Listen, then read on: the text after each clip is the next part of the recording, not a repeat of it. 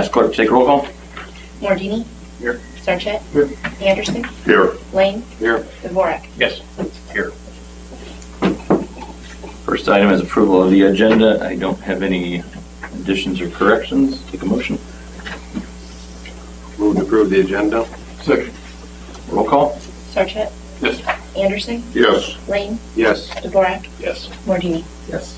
Motion carries. Item 4 is public comments. This is the time and place for anyone to speak to the council on any items that are not on the agenda, specifically regarding public hearing. Is there anyone here who wishes to address the council at this time?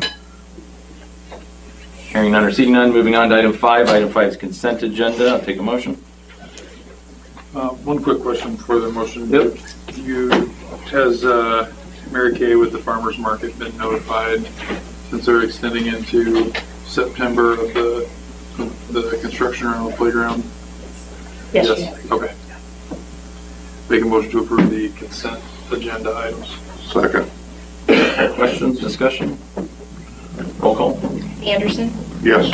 Lane. Yes. Dvorak. Yes. Mordini. Yes. Sarchet. Yes. Motion carries. Item 6, new business. Under new business action, item 1, Pine Ridge Entrance Island off of Highway 415. First item under that, item A, presentation from Pine Ridge residents on Pine Ridge Drive Island. Who's here to speak to that? I am Mayor Dennis Corey. I've got some material I'd like to pass out if I could, please.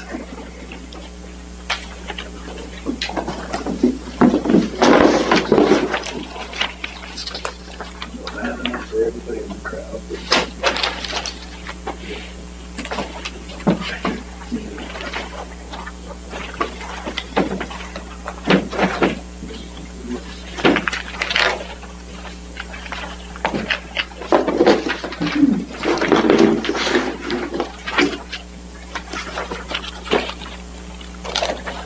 You staff, maybe you guys can share it if you don't mind.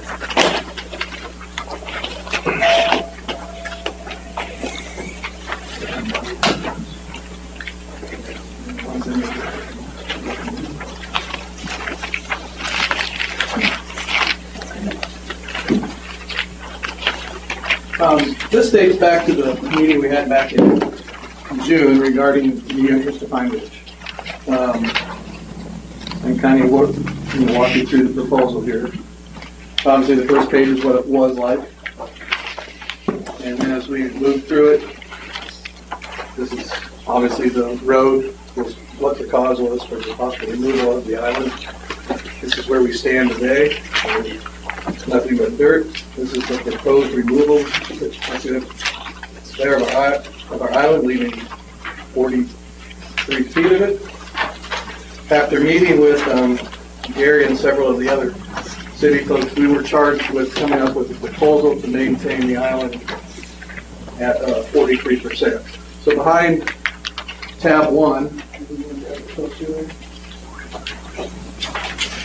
we worked with a landscape contractor and came up with a potential proposal to what the island may look like.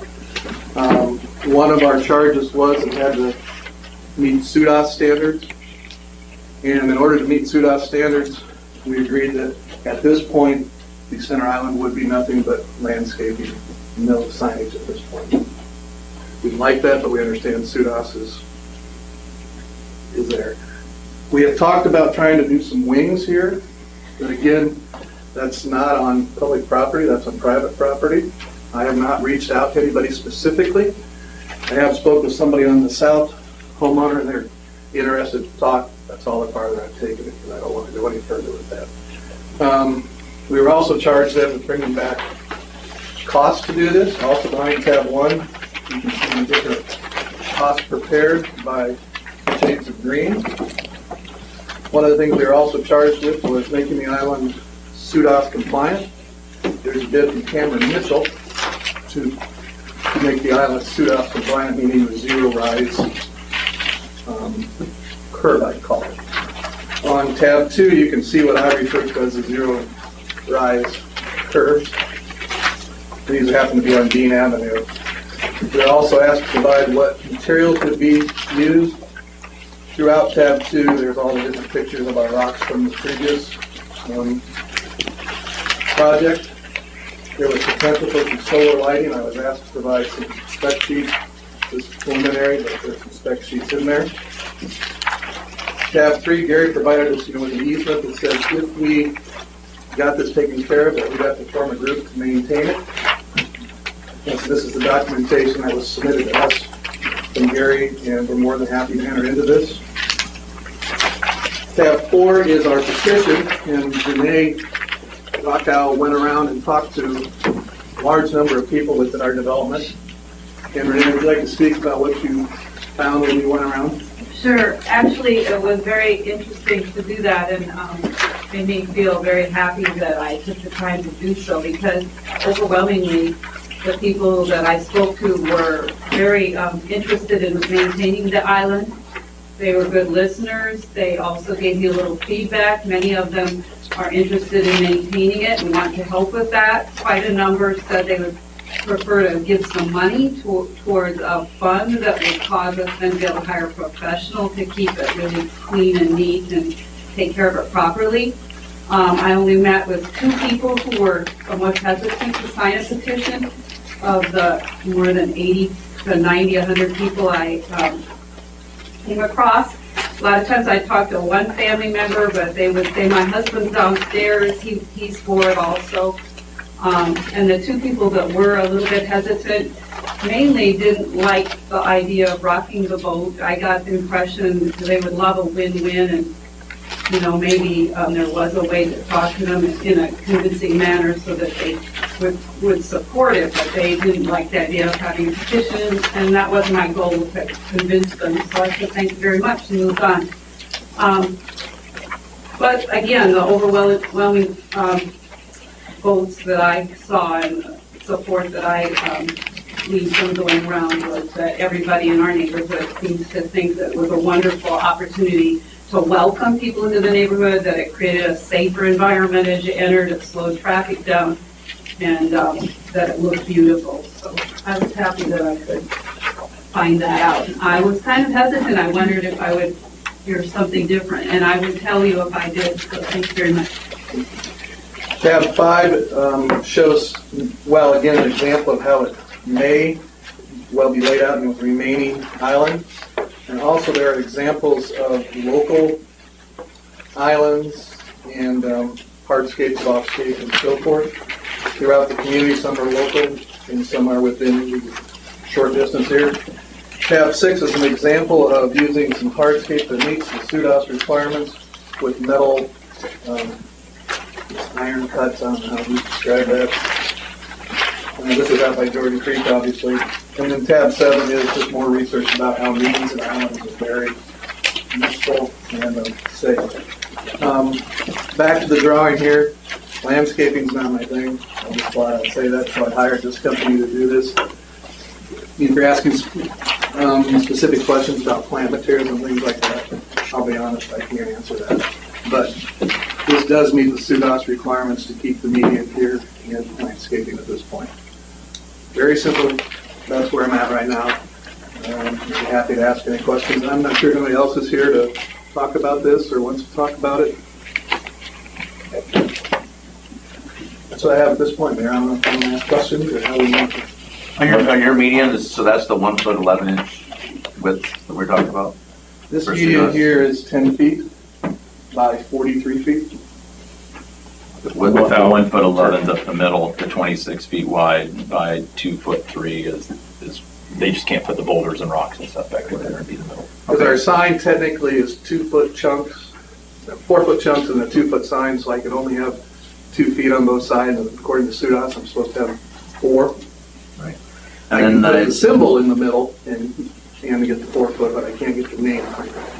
sure, and on the, you talked about forming an association of sorts. What do you propose if you have a series of residents that don't want anything to do with paying for an association that they don't currently have? Honestly, be a volunteer group at this point. Okay. When you discuss this with people, did you explain to them about the possibility of a turning lane and what was the proposal? Because we've heard from a lot of people that haven't heard anything about it. At the time that when we went out, the proposal to do possible turn lanes was not is not put on the table at that point. And if you look at, let's see, where is it? I think it's tab 4 perhaps. There's a hand drawing that was emailed to us about where the turn lanes and the median technically does not meet the standard because it needs 40 feet and the minimum turn lane is 50 in order to keep the median. Where's that at? End of tab 1. Thank you. Don't even know where all my stuff is. I apologize. This book happens to me. Anyway, we would ask, if you want to talk about the turn lane, that's fine. I mean, we're interested to talk about that. I think there's some people that are going to talk about it as well. But we're asking that if you're going to do that, it compromises that it's only 10 feet short of your needed 50. Because you can technically get a car, maybe a car and a half in that turn lane. And I know Dr. Mart has some concerns about turn lanes going into our area. I don't know if you want to talk about that, sir? I can. Well, my first concern, if you're running a bus through there and there's no median, is that bus tries to pull around. We know what happens. Drivers tend to go on the right side, and we're going to end up with some issues. The driver's trying to sneak along the right side of a bus, or that bus is trying to turn right. We have enough of that in other places in the district too, but if we start making that wider. Right now, we don't have a problem getting a bus around that corner. We can make that wider, and that bus tries to swing, especially if you have a turn lane in there. I also have concern with 2 lanes in there. Haven't taught drivers that long enough. What happens when people want to get in a hurry? They're going to pull in there quick and cut across both turning lanes to get to that right lane. I say a safety issue in that whole turning lane, putting a turning lane in there. And some of the pressure, on that road should be reduced, when Deer Haven gets extended north. Comment real quick, just as an overview and may answer some questions, but I first of all appreciate all the information that everybody's put together and the legwork, et cetera, because this is definitely the due diligence that I believe that Mr. Mahana had asked for when during your meeting, so I appreciate doing that.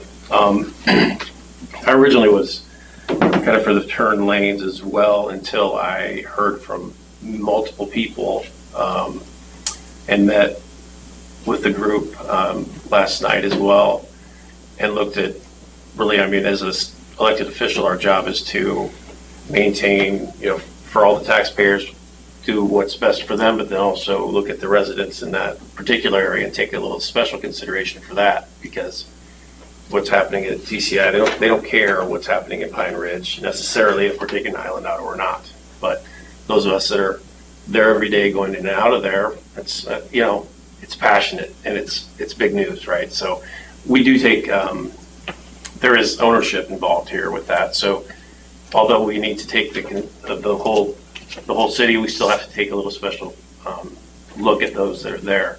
And I believe when I go into things, a win-win is the best possibility and opportunity. And I believe this right here, stopping at the DOT right away, and still having the opportunity to have the island there with Softscape, which is within all recommendations, and then working on getting the wings on 1 or 2, whichever it may be on the sides, depending if trees are taken out. I don't know how that all is going to be. The right-of-way is affected with that, but I am 100% that what I have heard, I feel very comfortable going on record to say that's exactly what, without the turning lane, because of the pressure and knowing when I come in and out of there, when I come out of there every day, it's not a big deal. It's going in, it's turning back in is when it's sometimes, and having a delineated area for a right and left, I think is the best solution, and not having that extra lane for any sort of confusion whatsoever. So I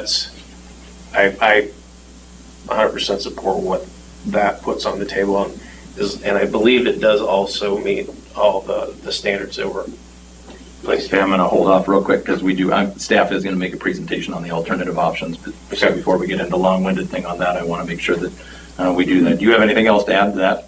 Unless anybody has any questions, it's very brief, and I apologize. Go ahead. I did have something to add. No, go ahead. Mr. Questions. Yeah. I think I know we got a lot of people here tonight on one side or another of the issue. I understand that. But I think what's important sometimes to understand is, as Paul Harvey would say, the rest of the story.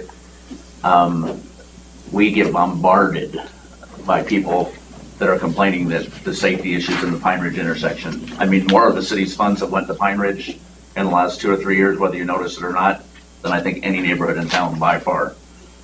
Whether it's the color of the pond, turning lanes, lighting, we're hearing it nonstop. So we're doing everything we can to address those issues. I hope people see that. Maybe you don't. I know something like this sometimes overshadows that.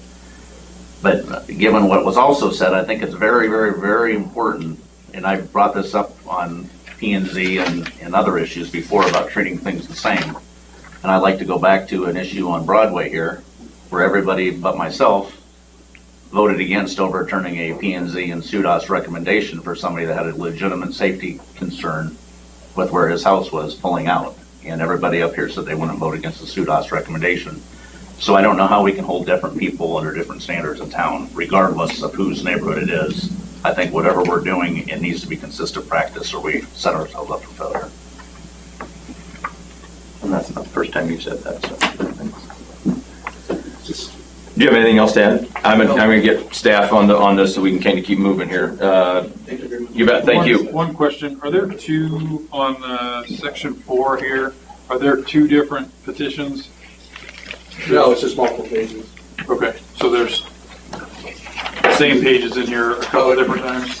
I apologize if I copied the same page twice. No, I just want to make sure I wasn't missing something in the I trash. apologize.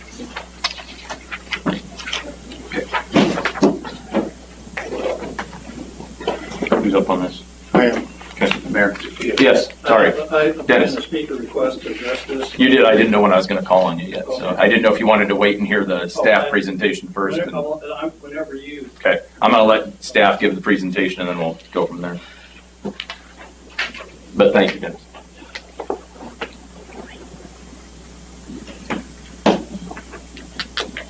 This you saw earlier tonight.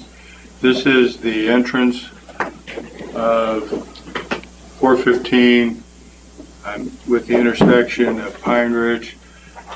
What I'd like to point out is as we were talking with the concerned citizens in that area, we indicated that these two areas right here with an easement, they could end up with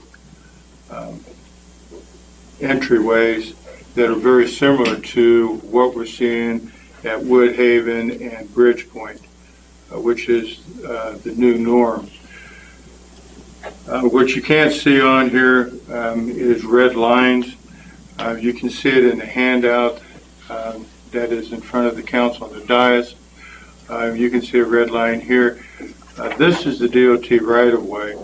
So when we get down here, even though this is now to the east of the DOT right-of-way, the stop bar is going to be probably pushed back a little bit from what is shown on this illustration.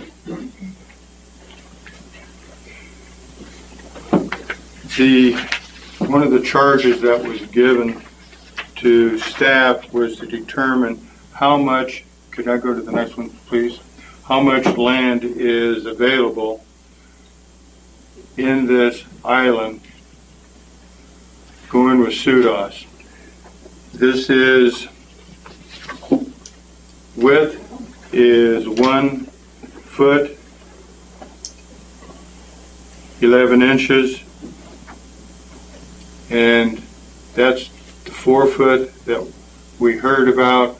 So I'm guessing that what you told us, Dennis, is this area right here is that area which can be to a height of 2 feet 3 inches, and this has to be flat. And that is in that proposal as well. Okay? Just wanted to make sure. So the yellow area is what could have a height to it. The reason I'm bringing this up is as an alternate, next slide please, is we started taking a look at this intersection as since it's got a wider pavement from curb to curb, what we could end up doing with it. And one alternative we came up with is 2 turn lanes. You notice that the stop bar is back and the new pavement width has been included. We heard earlier that people were going to cut in front of these and cut these off. They will have to go back to driver's ed school if they're going to end up clipping a car on these 2 turn lanes. The turn lanes actually have what is called a taper, so that you can actually spool cars in to turn to the right or turn to the left. And Jake, if you go to the next slide, if the council determines to go, and can you expand it a little bit? If council determines that they want to go with turn lanes there, you can see a 10-to-1 taper would leave that which is, that's a 5-to-1 taper, that which is red here in the crosshatch.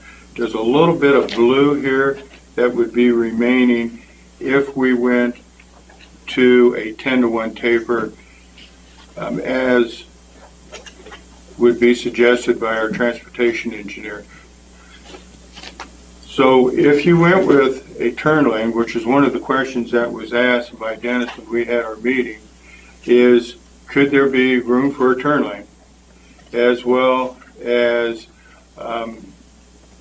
the island, or the remainder of the island? It does not work.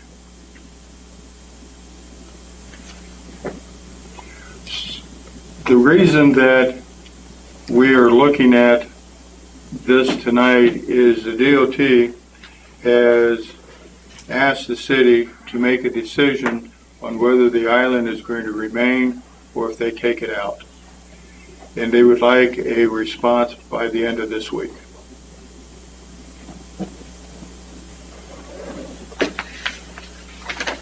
Could you go back to the slide that had the yellow highlighted portion there? So the dimensions there are what? Okay, the yellow is 1 foot 11 inches in width, and then Okay, I think that answers the key Okay. part. So a width of 111, and Dennis, the dimensions that you had outlaid were what? Or the width dimensions? Well, for hardscape, we can't get our sign in that space.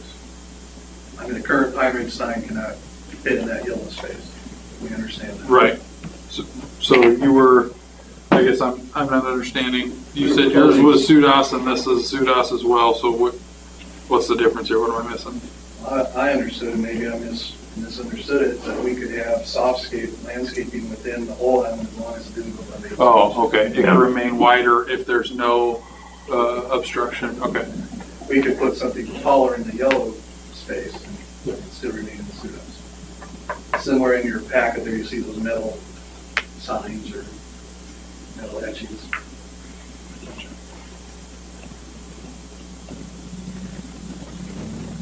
Anybody have any questions for staff?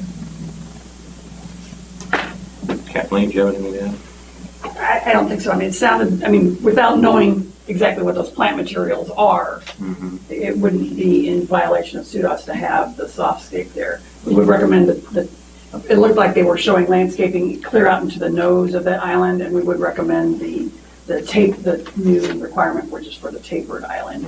Justin Jackson's here, our transportation engineer. I don't know if Justin had anything to add, but like I said, so long as it's not the hardscape and not boulders, you can't have the rocks in there as well. Right. It's plantings on the white part, that outer 4 feet are 18 inches or less, and then a little 2'3" in the center, so they're still fairly short though. Justin, do you have anything to add on the transportation side of this, since it's come up a couple times on these turning lanes?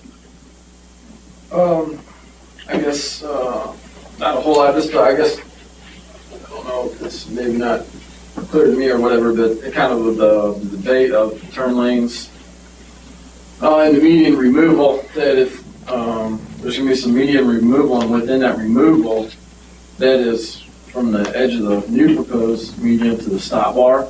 So there's still going to be an area in there that is going to have, essentially have to paint a median on. So that's still going to be kind of a, what do you do with that? So hopefully that's kind of clear too in your decision making to know that that space is going to be there. So since you're an expert and I'm struggling to understand, I'm not a driver's ed instructor. I probably would fail if I after I take it now, but explain to me, either to Dan or to you, I guess, adding a lane makes it less either safer or more congested. Adding an additional outbound lane would increase the capacity of intersections. Say if there's someone turning left, one person turning left, and you wanted to turn right, you're going to have to wait until that person turning left is out of your way. It's easier to make a right movement there with, depending on the time of day, traffic volumes, directions, things like that, where it reduces the delay for each individual movement. It kind of gives an area for you utilizing that space that's just kind of going to be removed, and there's actual pavement there.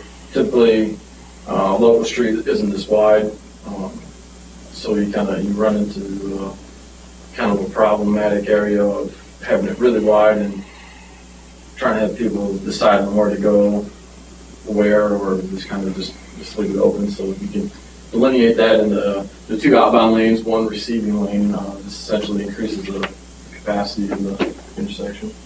So from a strictly safety standpoint, and painting with a broad brush here, would you have a recommendation as to additional right and left turning lanes or one turning lane?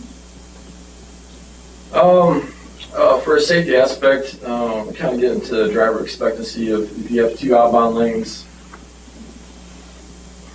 then they don't have that tendency of I had to wait here forever, somebody get in front of me that's taking, and then all of a sudden they pull off and leave, and then you're kind of sitting there frustrated where if you have your own separate lane for right and left, make your own decisions, kind of, when it feels appropriate to you to make that movement, so there's, making an inappropriate judgment on traffic coming at you, on gaps.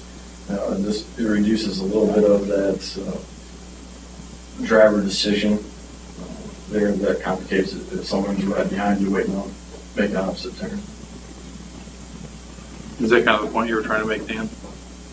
No, because there's not that ever piled up at that stop sign. I've been in there 8 years now, and I think the longest line I've been in is 3 cars. Okay. I don't think that's the issue. And then not knowing, well, none, any of us know what's the impact of finishing Deer Haven all the way through. How much will that lessen traffic going out of Pine Ridge? That's another question we won't have an answer to until it's finished. Or add to it. I think it'll be the other way. Yeah. And the other question, do we have traffic count? Do we know when the holdup is? Do you have traffic counts coming out of there? I don't really do numbers, no. I just know I also take it every day, and I thought the turn lane was a good idea, not knowing that there was still additional feet on each side to put softscape.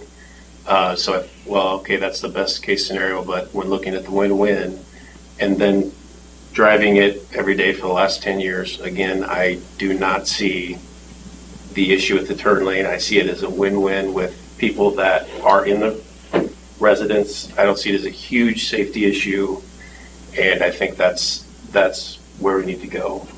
And the traffic it's just a matter of if it's easy to do to take it all at once, or do we just stop it where we need to and work together from there.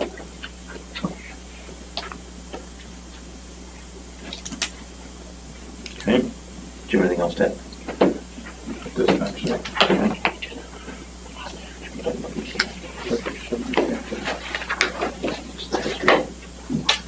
A little bit of history for the council, if you will. In 1998, when the Pine Ridge Island was put in and the final plat for Pine Ridge Estates was approved, council did enter into an agreement with RDM Investors LC for the perpetual care of this monument sign and improvements in the landscaping. This perpetual maintenance agreement was fraught with problems from the get-go, and RDM no longer exists. As part of that agreement, the city ends up owning the monument sign, the whole area, and the easement is null and void.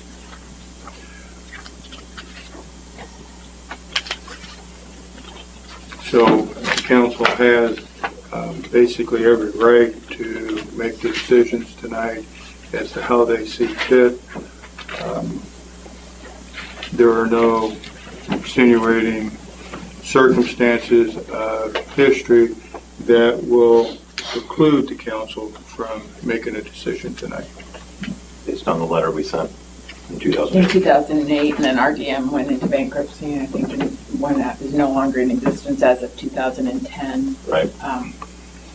So, yeah, and that's your right-of-way, because city's right-of-way, so you have every opportunity to make a decision as to what you want to do with your right-of-way. And if you decide that you are going to allow the island, then there's a specific agreement that needs to be entered into with whomever is going to maintain that and be responsible for it. And that agreement being entered into, is that with an individual or with a group? Well, I mean, that's I think the question. I think the broader the group, the more you have to go to look to if there's an issue in terms of the maintenance of it.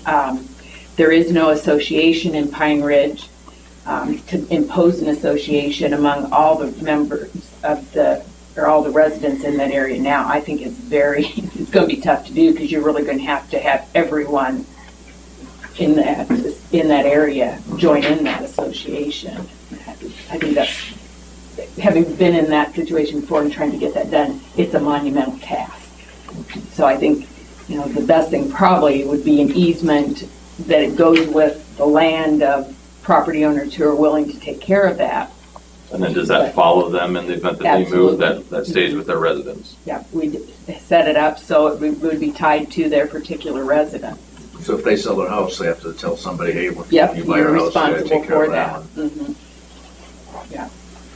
So, I think that's somewhat problematic too. So I think that so you form a committee, and I know this sounds, to talk about it's way easier than actually doing it, but there's enough residents down there. I really don't think there'll be, if that's one of the contingencies that need to be followed, is an agreement that is brought into by certain residents that would go with the land, the ground or whatever. I don't think that'll be a problem. I really don't, based on, it was taken for granted before.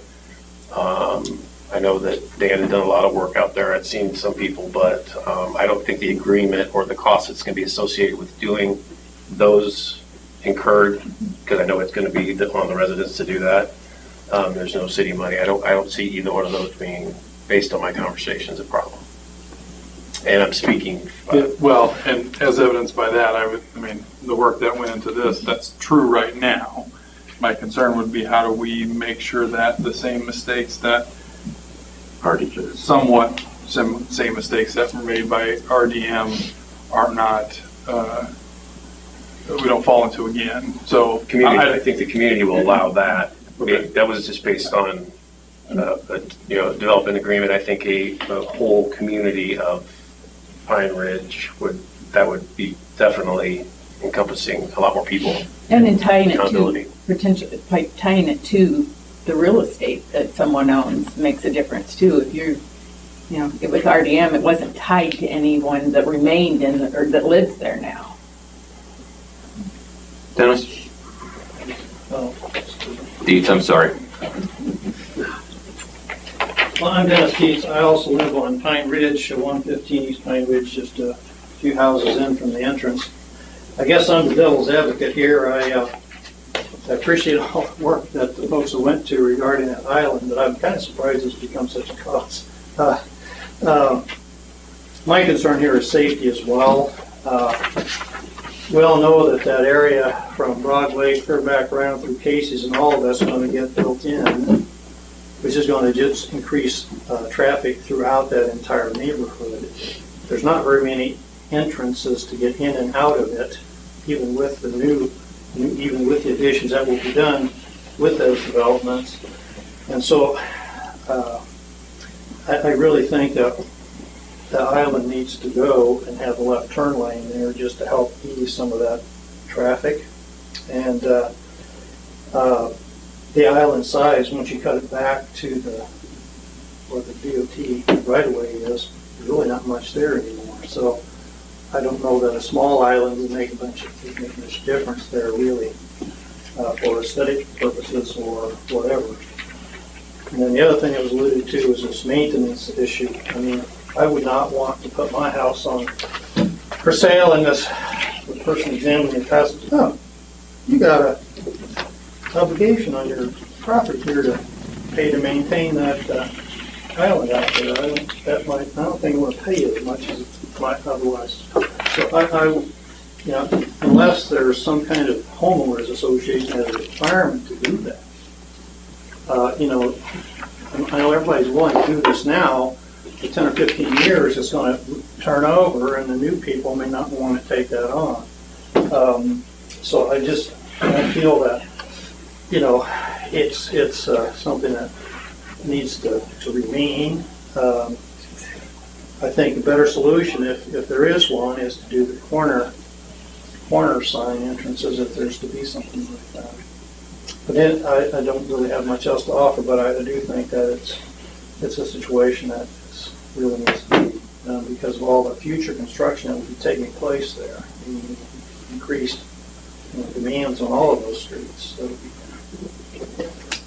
Thanks. any questions? Thank you. Thanks, Dennis. Thank you. I'd like to speak just a moment too. Can I have your name and address, please? Renee Rocco, and I live on 400 Whispering Pine, just down and around the corner from Pine Ridge. I've lived in Polk City for about 8 years. When we left the meeting the first time, there was just 2 or 3 of us here expressing concerns about this, and I went home and thought about my prime interest is safety, and I want that area to be as safe.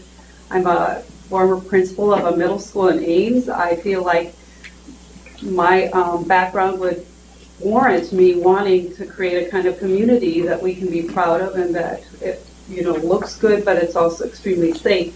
And I was concerned about liability and safety. So I went on the internet and hunted for information about islands and why they aren't safe.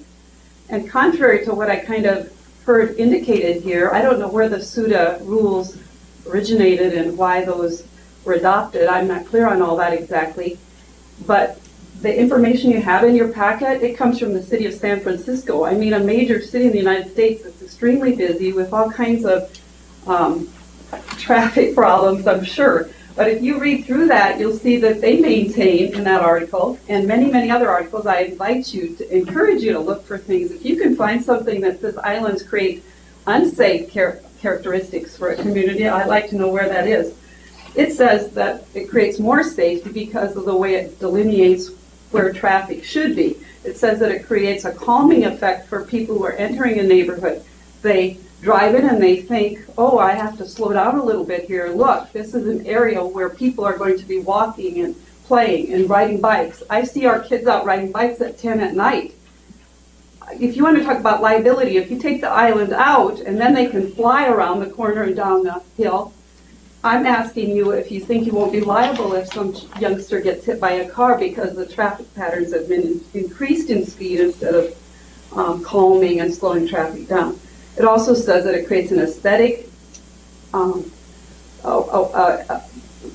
attitude for people. They come in and they are proud to be associated. My family and friends have come to our neighborhood since that island was removed. And I don't have to bring it up because they do. They're like, what happened to your beautiful entrance? Right now, there is a little bit more backup because you've closed off one of the exits and entrance to the neighborhood. but in the 8 years that I've lived at 400 Whispering Pine, I've driven in and out of that neighborhood every day, all times of the day, 19 miles to the middle school in Ames and back, and I never had problems getting in and out of town, and I still don't. So, I again ask you to look at the literature and the research. If you're interested in safety, think about, does that island really cause safety issues, or does it increase our safety? Does it help give a kid on a bike a place to stand still for a minute so the traffic can get by him if he happens to get kind of caught between cars coming in and out? So thank you for listening. Mike, I'm going to call on you from a public works perspective, because I know when we first discussed this back in 2015. Get your opinion on it. Right. I think that we have to look at the future increase of traffic over the whole area when the corridor is built out and those developments are built out in that area. That's really what we have to focus on. And I believe that when you focus on that intersection, and not just that one, there's going to be other intersections. We need to look at the turning patterns out of them. And I firmly believe that the turning lanes would make this a better intersection because of the future increase of traffic that we all know is going to come at some point in time. I've said that before. I said I thought the win-win was the turning lanes, and on the edges, on the private, I thought that was a fairly good idea, but that's where that lies. I mean, there are some variations of that here, but that's my opinion. I have a question. Why do you need 13-foot wide turn lanes when you only have 11.5 right down here at Common Gulf? It's a residential area, not a commercial area. Why do we want to make a secret highway out of our entrance? From my perspective, those were just sketched based on the outside curb distance that you've got today. You have 16 foot going in, 16 foot going out, plus a 10 foot in the center. So it was just, those could be striped a little bit different than that. It was to not have to reconstruct the curbs on the outside or anything that way. It was just a 13 feet wide. You don't have one in town that's 13 foot. Right, but it doesn't. It doesn't have to be that way. That's where the curbs are today, from the outside to outside. You could stripe it narrower, as Justin alluded to. You could stripe more of a wider stripe in the center and make them a little bit narrower. It was just to show that there was sufficient space, as opposed to show an engineering drawing that that's what it would be. Okay, we've been on the subject now for almost 45 minutes. You guys have anything to add?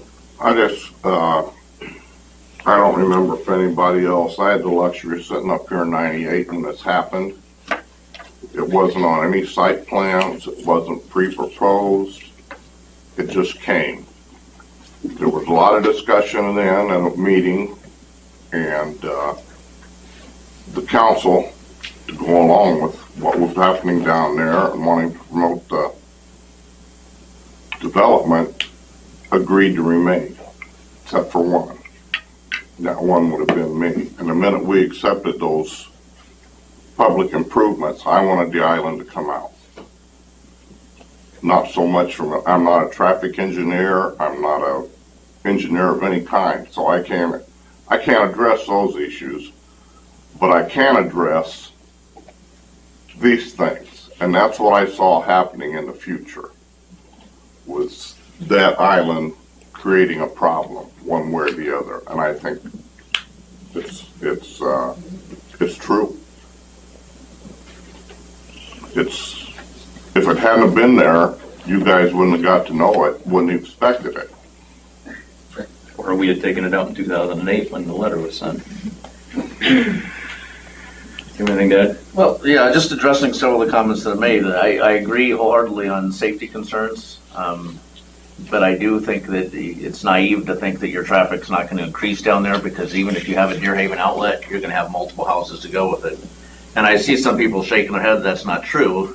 And that's I guess that's up for opinion, but I mean, safety is paramount. That's why we build schools in towns that have great police departments, right?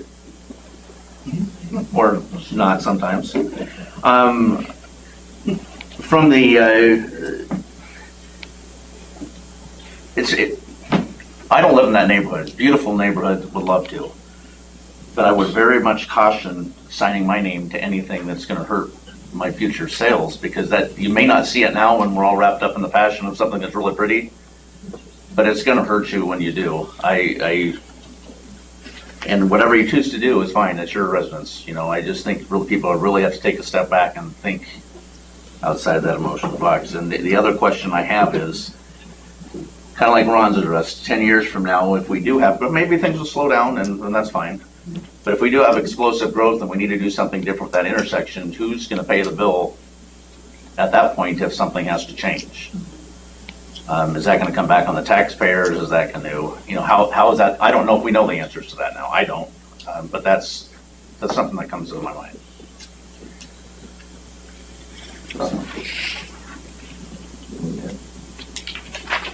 No, I guess, you know, I'm not gonna speak to how a median makes someone feel. I think there's a lot of conjecture about a lot of different things. If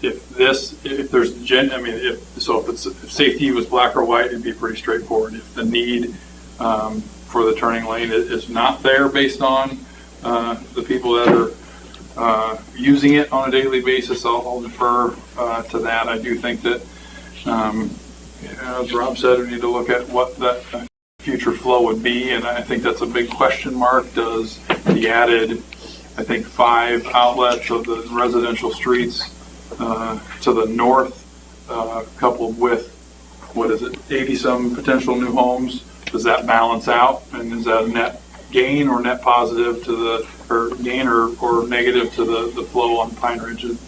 It's a question that I don't think anybody knows. And so I'm of the mind to defer to the residents if this is, and I share Dennis's thoughts. I clearly have no idea what people get passionate about, but if this is something that people feel strongly about, and there's a way for us to maintain it and not have it, I'm not going to ask a resident on Adams Street or Oakwood or any other part of the town that's not in Pine Ridge to pay for an addition or a cosmetic feature in that neighborhood. So I guess if there's a way to make sure that it's maintained and make sure that the cost isn't a factor, my position would be to defer to the prevailing thoughts of the neighborhood, even if it's short-sighted.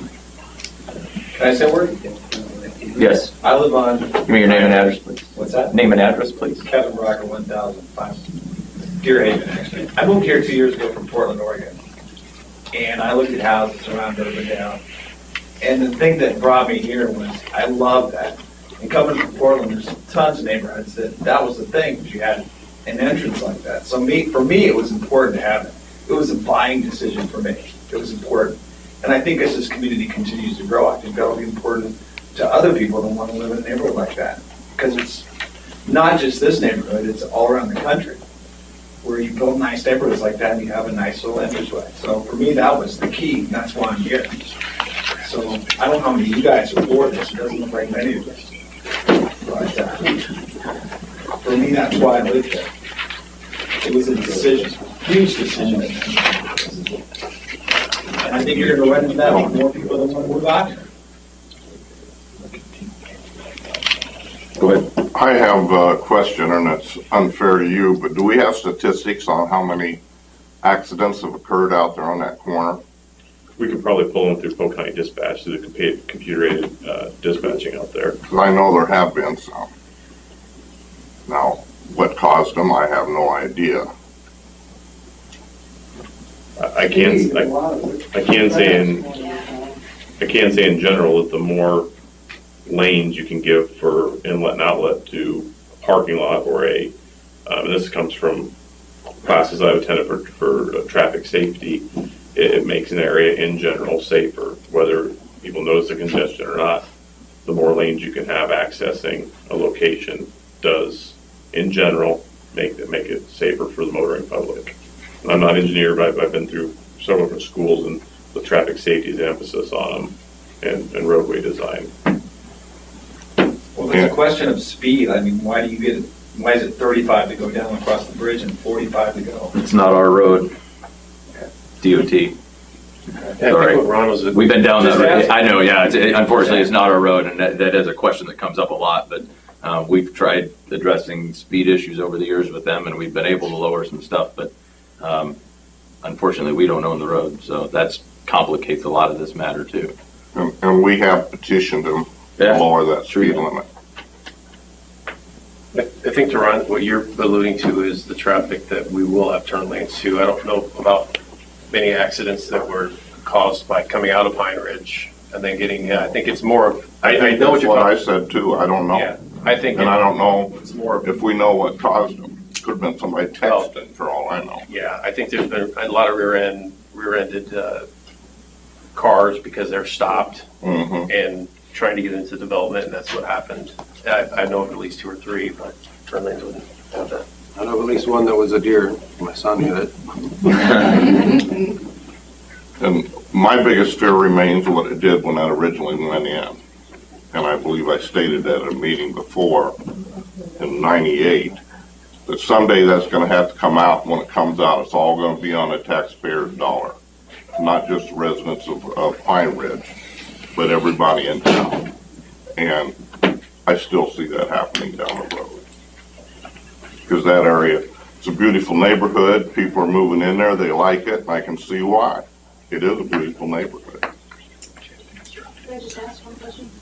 Wendy Bachensberg, 820 Southside Drive. There was a mention earlier that RDM is phased off, but no one's still around.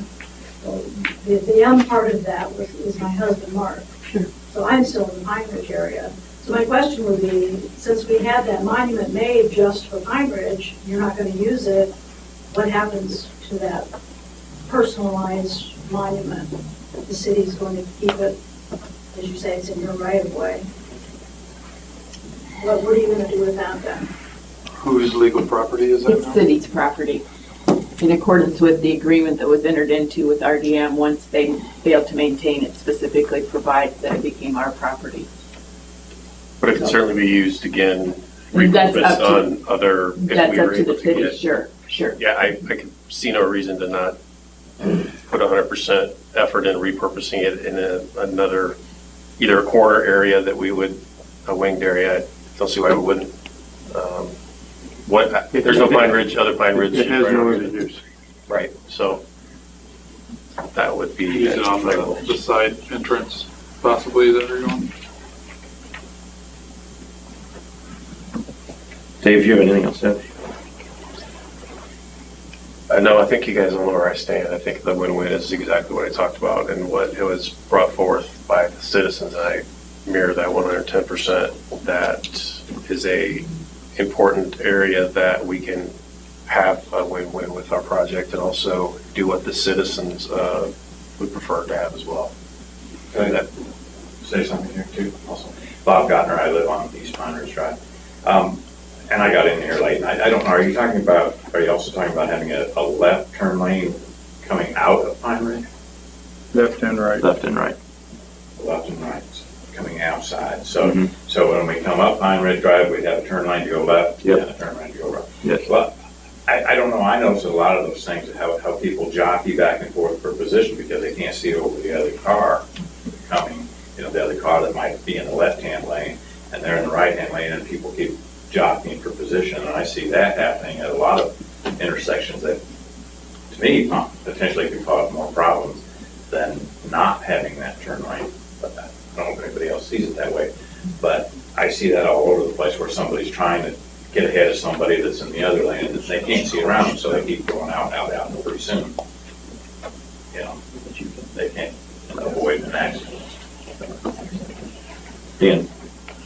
Well, I've been sitting there listening to everybody, and I don't want to disregard all the time that the staff have put on here and what their recommendations are, but I'm leaning with David here. I think if it's something that meets all of the regulations, and it's something that the citizens in that neighborhood want, and they're willing to put up all of the money so that there's not a penny of taxpayer dollar going into it, I see that as a win for them, a win for us, and a win for the entire city. So I would support the proposal put forth by the citizens. another question I have. I haven't heard it discussed yet as to where the money's gonna come from to put this back. It's going to be up to the citizens to do that. It's not the city. Pardon? It's not the city's money. It's going to be the citizens, the folks that have lobbied to keep it. Because I think everybody's under the same understanding that's part of this, is doing that. And that's no better way to get community together. I don't know a lot of people that live there as well, and so I guess there's going to be a way We met some more this week, didn't we? Okay. For those that are here, I mean, obviously the group that's here has been the passionate group of that neighborhood on this issue. This is a theoretical, whatever, outside the box question. I don't know that it's going to happen. Are you concerned or are you prepared if after this all goes through, let's say we all say this is great, form your association and do what you want to do. Are you concerned about neighbor pitted against neighbor type thing where there's some that maybe don't like it? I mean, I know you've talked to a lot, I get that, but there's never going to be 100% consensus on anything we do in the community or world or whatever. Is there a concern on that, or is that an unnecessary worry? I mean, I think that's a valid point, but I don't think you get 100% on anything. Right, I agree with that. I don't know how to answer that question, and we'll do our best to work with both sides of the equation.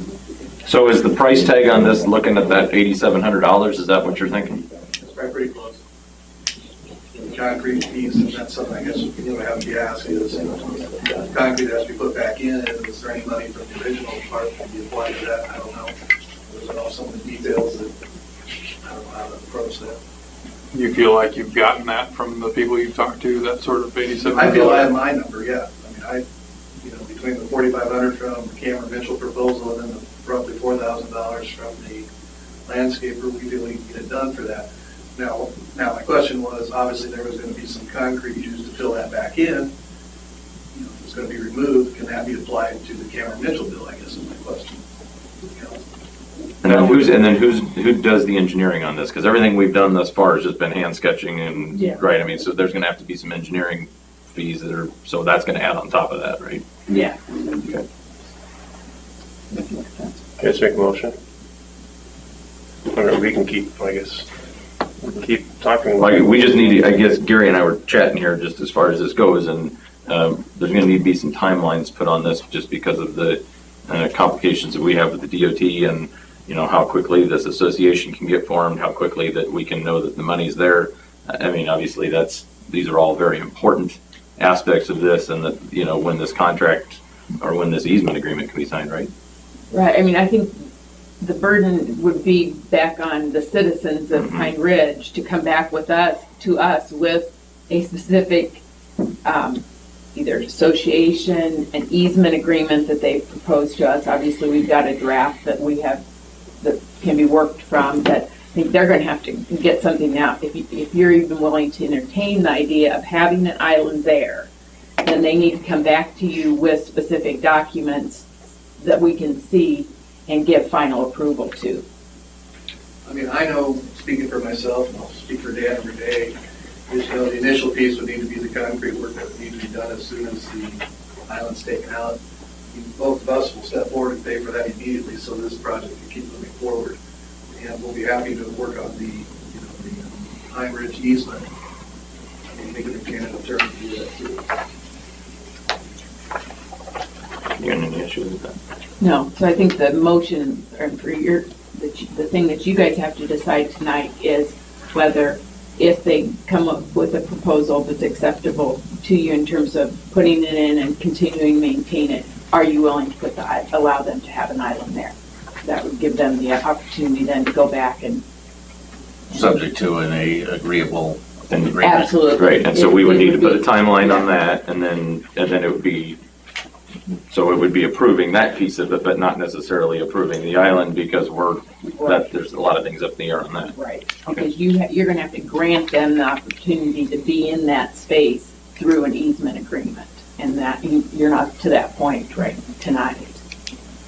What I think we can do now is just have the DOT, this is the point to stop, and take it out to the island. The DOT right away area, right? Excuse me? At the DOT right away. Yes. Yeah. And that would allow them to continue to do their work, and that would also allow the other side. What kind of timeline you want on that?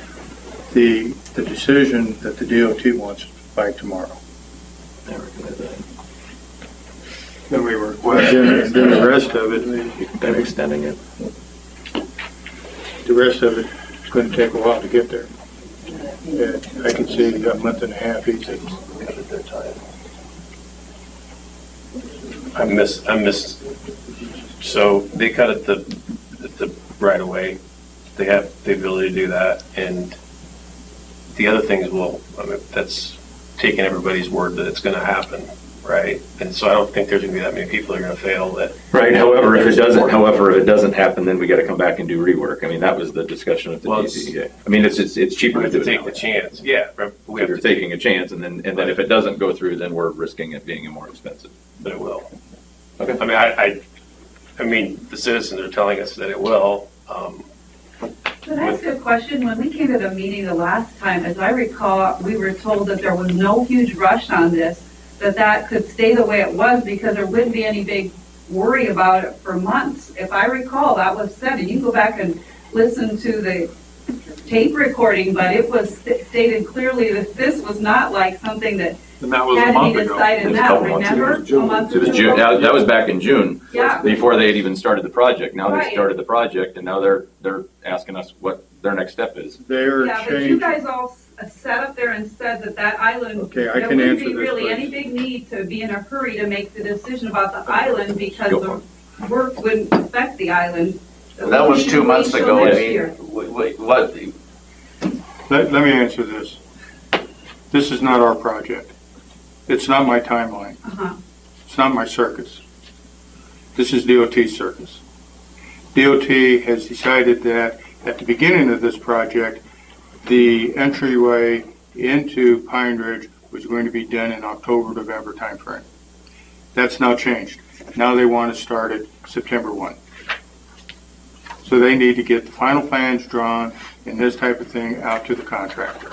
So I apologize if the DOT has changed their timeline as to when they're doing things, but I assume a lot of it has to do with the weather situation that they're up against. I can speak for one of the leads on this thing. Dave, thank you. I mean, we will follow through with what we said we're going to do.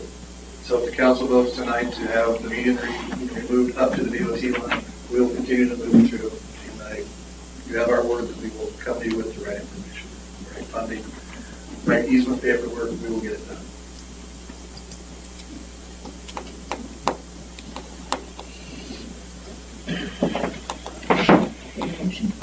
The motion, and you put some stipulations in there, so you're gonna have to help me through motion to take the island to the DOT right away with the, I don't wanna say assumption, with the understanding that the Pine Ridge residents will be coming back to the council with a concrete proposal as to financing, maintenance. Construction. Construction, design. Would it be better to make a Construction motion that, with the same point, and I don't want to steal it, but you can make it however you want, but to make it as not removing the median subject to those things that you were mentioning? That's the DOT right away. I think that's what Dave did, though. Yeah. He said, But you said maintain. Or did I hear you wrong? take out to DOT right away, and then the maintain part of it is putting the appropriate things together as stated by the agreements, the maintenance agreement and the actual agreement for, you know what I'm saying? yes. So what are you saying? I mean, let's make sure we're clear. Concerning construction, financing, perpetual maintenance. And am I missing anything? You said design. Design. So design, construction, financing, and perpetual maintenance. That meets all SUDAS requirements. That meets all SUDAS requirements.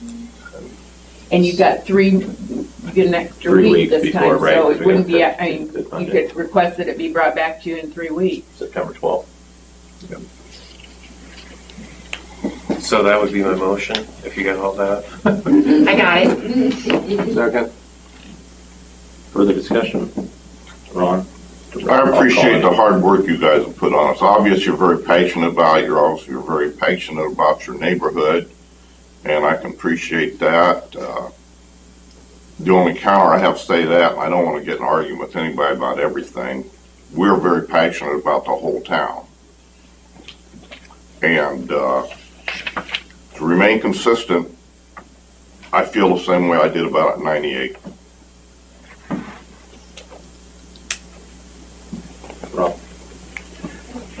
You know, I just want to bring up the obvious. You know, you got a gentleman here that's already left that says we already know what you decided. You know, that's the bad thing that you learn when you're on the council, is that people are going to think what they want to think, whether or not they know the facts. We've seen it before on other issues with the city this year. We've seen it here. We've seen some accusations thrown from the crowd that are obviously uneducated and really don't know where they're coming from sometimes. But what people, as Ron is saying here, need to realize is everything we're doing here tonight, everybody's going to use an excuse for further. They're going to say, well, you let them in Pine Ridge do it. And it will happen. We're going to say here tonight it's no big deal, but it's going to happen. And so I think it's important sometimes, whether it's myself or anybody else, to realize that the 5 or 6 people that you have up here that are working on your behalf are truly doing that, thinking long-term, so we don't have the pitfalls that we have today that were done incorrectly 10 years ago. We got a motion in a second. Yeah, I'm just seeing if there any further discussion. Yeah, so I guess I hope we're not being I'm being short-sighted on this. I'm concerned that I don't feel like this is the right thing to do. I feel like we may be being short-sighted, but far be it from me to tell a neighborhood what they want to do. So I'm not going to vote my conscience in this and vote with Dave on this, and I really, really hope that we don't regret it. Now, that being said, they'll bring us back for the meeting on the 12th if this passes. Subject to meeting. Subject to the meeting on the 12th, and then there'll be one more bite at the apple that we go from there. Roll call. Lane? Yes. Dvorak? Yes. Mardini? Yes. Sarchet? Yes. Anderson? No. Motion carries. Look forward to your presentation on the 12th. Thank you. Item 2, economic development brochure / publication. Item A, public presentation from John Calhoun, Polk City Development Corporation. Calhoun, the floor is yours. Thank you.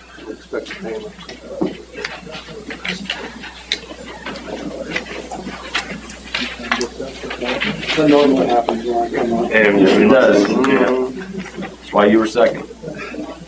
What I want to talk to you about is a community publication. To give you an example, this is the one that we did 12 years ago. Or I mean, in 2012, 5 years ago, excuse me. You might want to take Here to help you out. I'm sorry. I'm tired. I'm old. But we got together 5 years ago and did a partnership with the City Council, the Chamber, and the Development Corporation to put that together to obviously market Polk City and to improve our chances of increasing our residential population. That's what that one was based on mostly, was residential population. And like I said, it had a 3 to 5 year shelf life on it, and we're in our 5th year. Obviously, some of the things, there's some businesses that are advertising in there that are no longer in existence. We had a new mayor. We got a lot of different things in there that aren't accurate. So what we'd like to do is do a new publication and actually improve it, and it would look more like this. This is the one basically that we're kind of working on, that model. It's obviously the Johnston proposal. And it would be focused mainly on recruiting businesses. But the population is increasing, and we're still hearing, we need to get more business in, and we know that, and a lot of that comes with population, but, this would help us sell that again to the business community, and then we'd also touch on the residential part of it. So it'd be a combined thing, but the main focus would be on the business. We, again, are working with, it's a partnership between the chamber and the city and the development corporation that we're proposing, and it's also still with Business Record Publications. I believe you were they given a packet? That's in the packet. It's in your packet. The commitment date on this would be by September 1st. The content would be done by October 15th. Proofing, well, it would be by October 28th to 31st. And the delivery dates, November 22nd to the city, November 25th to the Business Record audience. Now, there would be 10,000 copies, 10,000 pieces of this. 7,000 copies are direct mailed with the Business Record plus Greater Des Moines Partnership affiliates. 3,000 copies for Polk City Chamber and the Polk City Development Corporation. Also, there's an electronic section or electronic version of this that we would put on our website, and we could also have that on your website. I believe we currently have the other one is on ours and yours too right now. So it's proven to be very beneficial. I just think it's time to update it and get a more modern idea of what Polk City consists of and what the opportunities might be. So what we're asking is a commitment from the city for $15,000 to go through with this project. My turn? Yes, sir. Okay. So I approached John about this, I think, shortly after the DC trip when we got back, and we had realized that some of the other area communities around us had been doing this and doing it more frequently than ours. After taking a look at ours and realizing it hadn't been done for a number of years, we contacted the Business Record, met with them, myself, John, and Sean Comer with the Chamber. Chamber met with Business Record and went through this. Bottom line is that there was a couple different options that they gave us, but last time when you guys approved this, it was the smaller version. This time it would be the bigger version. They think that it'll be a better deal for us. The other thing that we get, that we gain with this is the 7,000 copies that'll actually be direct mailed through the Business Record. So this will go out all through the metro, as far as anybody who gets a Business Record. Then the other 3,000 copies we'll have the rights to, but then we also get copies, or we get rights to all the pictures, everything that they do. They'll sell advertisement here in Polk City through the local businesses. Those who we've already spoke to are excited about it, actually ready to get involved with it again. So it's a lot of cities are doing it every 3 to 5. We're exceeding the 5, so anyway, that's how we got to where we are. As far as the money. There is funds available through our hotel motel tax, and this can be utilized for that. This is a prime opportunity to use some of that money to do that, and so we will tap into some of that to do this. So I think all this takes is really if we attract one business that pays for itself, there's payback. So anyway, that's my sales pitch. Questions? You're going to utilize the same company you used the last time? Yes. Well, I don't know about anybody else, but I heard from some of the oldest, most established businesses in town that they were not contacted to advertise in there. And what I was told is they handled that, we didn't. This company did. Truth to that. And they went off of the chamber list. Yeah. So they maybe, I don't know if they were chamber members or. Well, They weren't chamber member? I'm not sure. I don't know I that, can definitely follow through on that. But, yeah. I don't need to know that we need to treat anybody differently just because they don't belong to the chamber. And so if it's gonna be handled the same way, I have no problem with it. I think the way to solve that is that we'll go over the business list with them. Yeah. I mean, I think that we'll be able to work with them on that. At least the gal who we've talked to has been totally willing and able. Dan? You mentioned that the old one is still up on several websites. When I read through their proposal, to me, we only have rights to the electronic version for 1 year, and that's it. So what it says in the proposal, which was, by the way, for Waukee, not Polk City, if you read through it. We get them to pay for it? Can I ask? We've had it on our website for 5 years. I don't know why that would be in there. Definitely it had changed, but. Sounds like all the more reason to be a limit on it. I'll make a motion to approve resolution 2016-73. Can we, if I second that, can I add to a motion? Sure.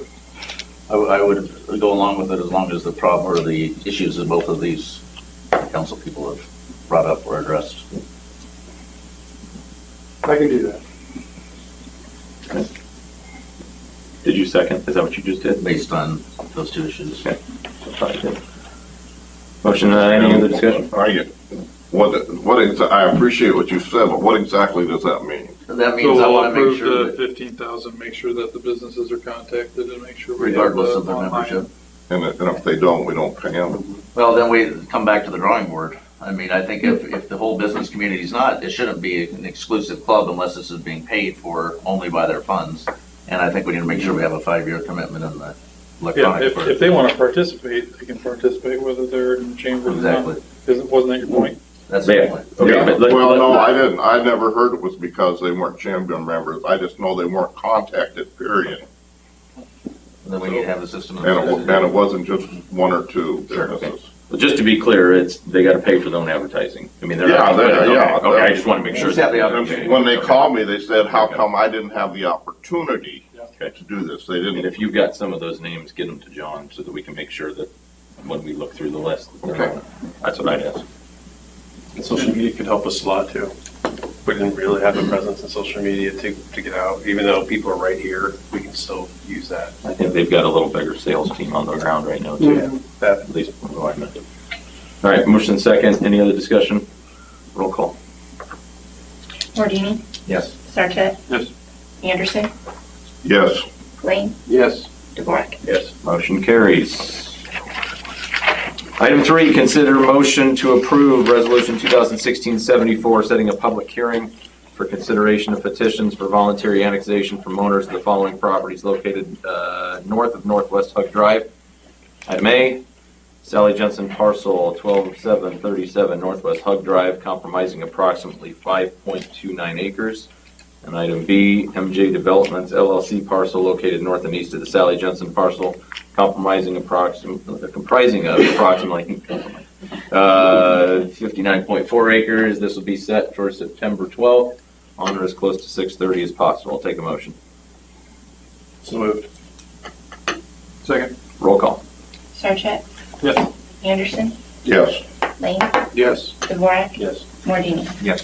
Motion carries. Item 4, consider motion to approve Resolution 2016-75, setting a public hearing for consideration of petition for rezoning approximately 59.4 acres owned by MJR Developments LLC from A1 Agriculture to R1 Single Family Detached Residential. Same time, same place. Take a motion. So moved. Second. Roll call, please. Anderson, Yes. Lane, Yes. DeVorak. Yes. Mordini. Yes. Sarchet. Yes. Motion carries. Item 5, 2016 street repair project. Item A, consider motion to approve Resolution 2016-76, ordering construction of certain public improvements and fixing dates for a public hearing thereon and the taking of bids. Who's speaking on this? Kathleen? Sure. Yeah, this is for the 2016 street repair project. We're proposing to do repairs in 9 different locations. The preliminary plans Jenny has a copy of those, so they are on record at the City Hall for anybody who wants to look at those. The bid letting would be September 21st at 10:30 in the morning. The public hearing, we're proposing the September 26th at 6:30 PM or thereafter, you can hold it. The estimated construction cost is $247,795. So at this point, we're recommending setting the dates for both the bid letting and the public hearing. How many different projects are included in that, roughly? There's nine different. Yeah.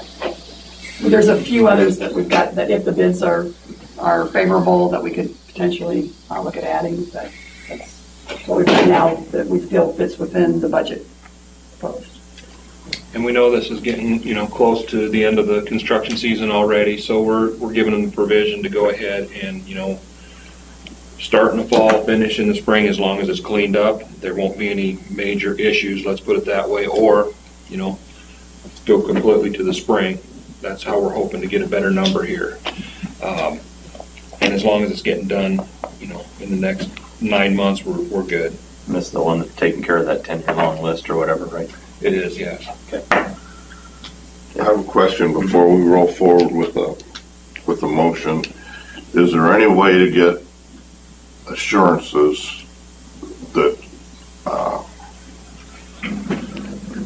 other projects will be done on older parts of town? Original parts of town, excuse me. Yeah, there's some pretty new streets in this proposal. Pardon? There's some pretty new streets in this proposal.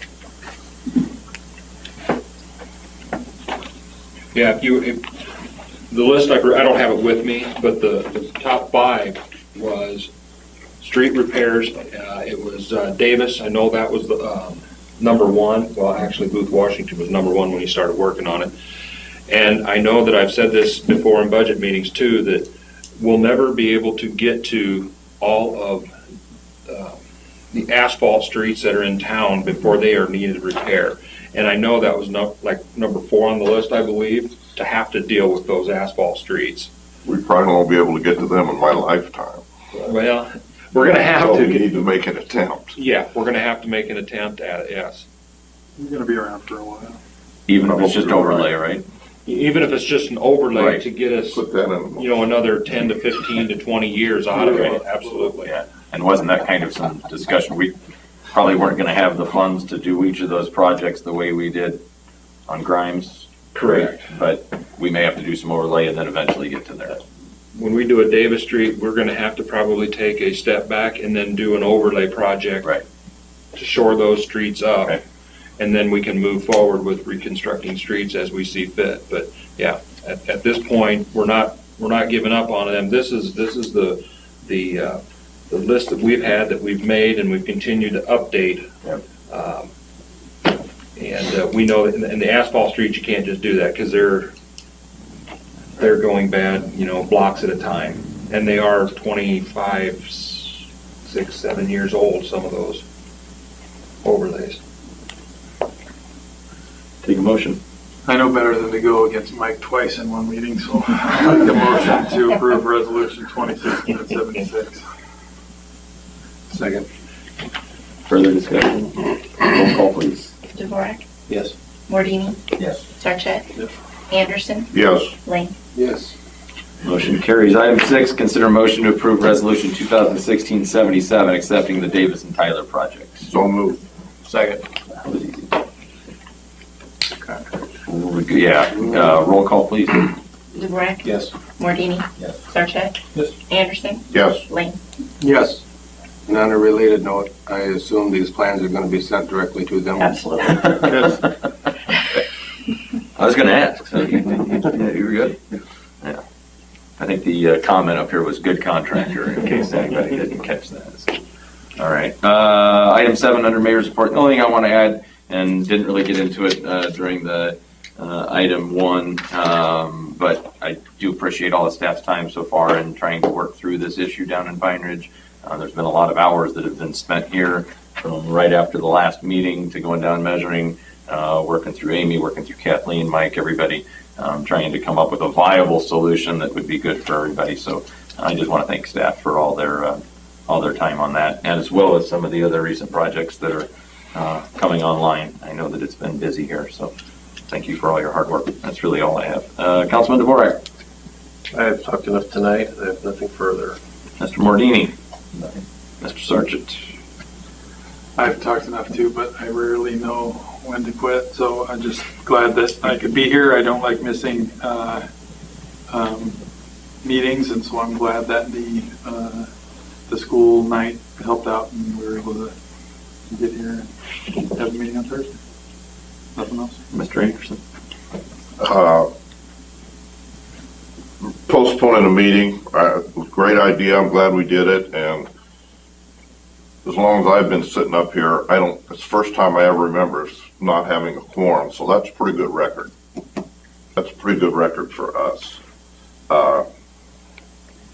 My no vote, I appreciate everybody else's ideas. I appreciate what you did, and I know over the years it's been proven I'm not always right, but I'm always going to vote what I think is right. That's all I have. Mr. Lane. I have nothing further.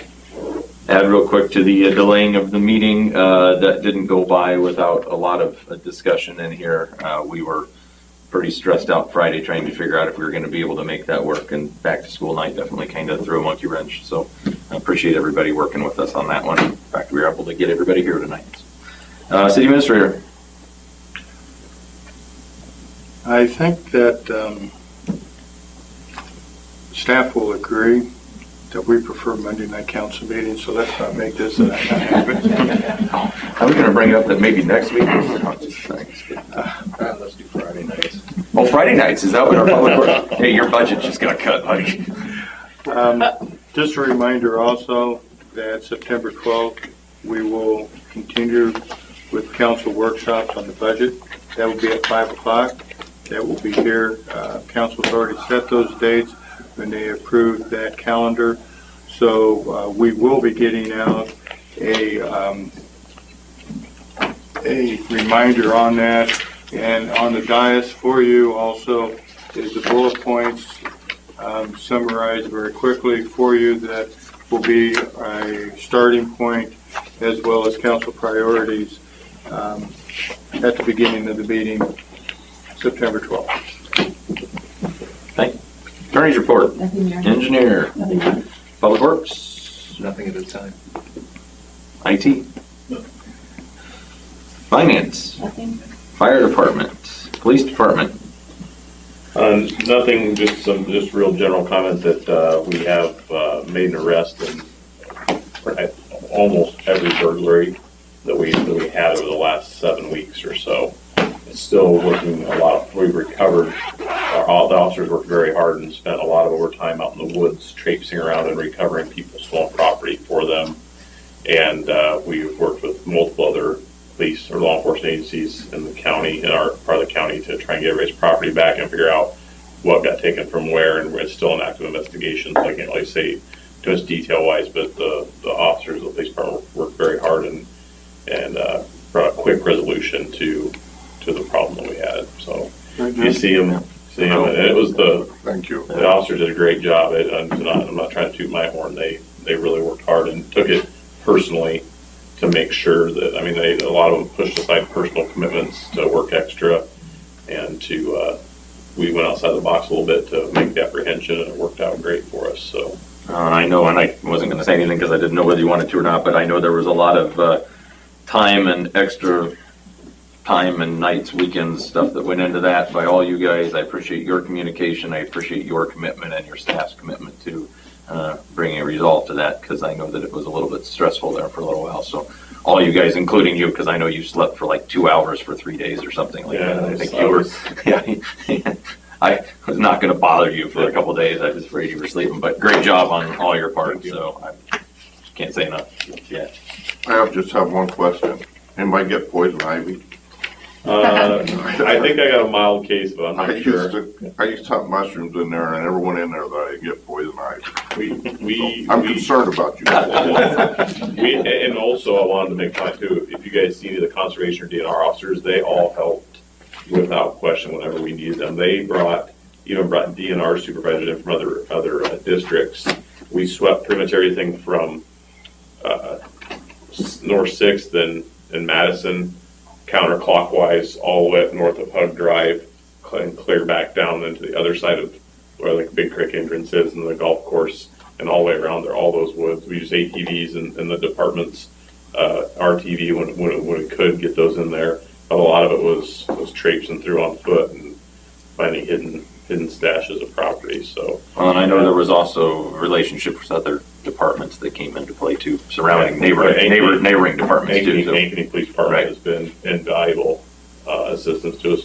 We're very limited in our investigative abilities, right now, just because of the size that they came up to bat with us. Very good too. Appreciate the update. Appreciate all your hard work. I'll take a motion to adjourn. First, Yes. I have comments to make. Have we put any more thought into having another planning session to decide what our priorities are as a council? September 12th. I thought that was a budget thing. Yeah, but we'll do it. Yeah. Okay. Yep. I have another one. I should have wrote it down. Oh, well. I make a motion to adjourn. All in favor? Aye.